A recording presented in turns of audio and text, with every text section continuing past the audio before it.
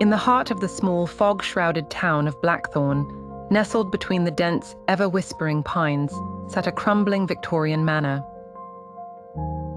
Inside this haunting house was a doll, a ragged porcelain figure with eyes that glittered unnaturally under the pitch-black night.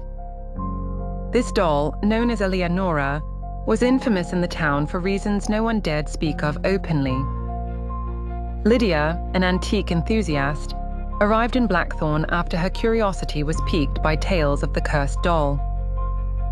Driven by a fascination with the arcane secrets of the past, she found herself at the doorstep of the Rutherford estate, the manor's off-hinged front door bemoaning her arrival with an eerie creak. "It's only a doll," she reminded herself, her voice barely a whisper against the muted air. The manor, in its decay, smelled of damp wood and ancient dust, a scent that seemed to cling to Lydia's clothes as she ventured inside. Her footsteps echoed through the empty halls until she reached the parlor where Eleanora sat, primly placed on a faded ottoman.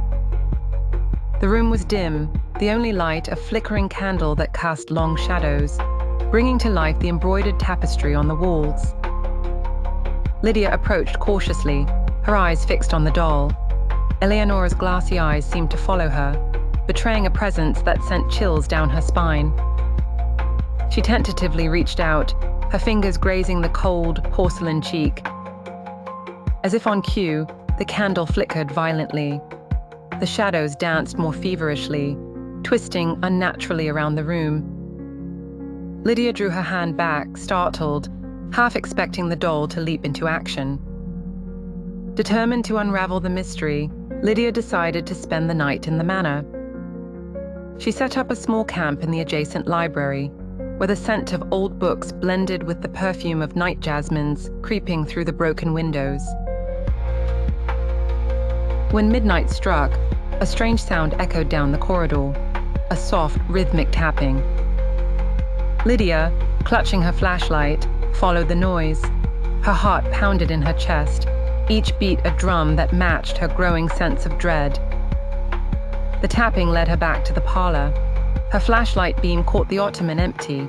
Eleanora was gone. Panic set in as she scanned the room, only to find the doll had moved to a chair by the window, its head turned slightly as if gazing outside.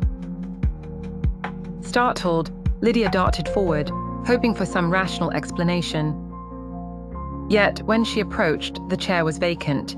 A chill crept over her skin. The doll was now seated at the ground